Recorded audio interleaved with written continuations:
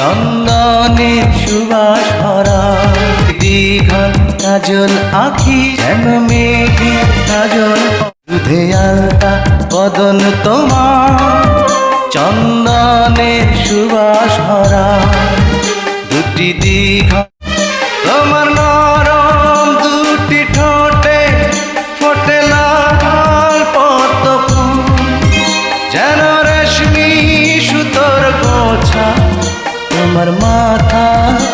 না চুলে আলতা বদন তোমার চন্দনের সুবাস ভরা দীঘল কাজল